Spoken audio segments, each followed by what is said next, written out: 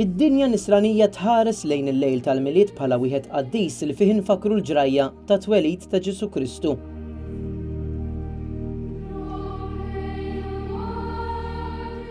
Iżda fil-waqt li eluf ta' nsara jattendu biħġarhom maċ-ċerimonja tal-velja tal-miliet, il-preparamenti għal din il-velja jibdew minn ġimgħat qabel u jilħqu l-qofol tagħhom propju fl-aħħar jiem qabel niċċelebraw il-miliet.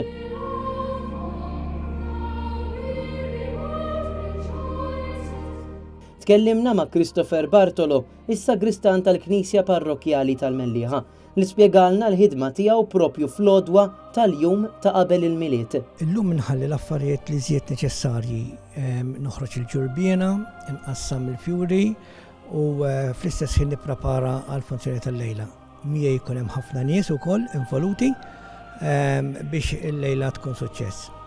Staqsejnieh ukoll xi tfisser għalih din il-festa. Nagħmel l-effort tiegħi kollu biex il-Knisja tagħna tkun armata sabiħa kemm jista' jkun.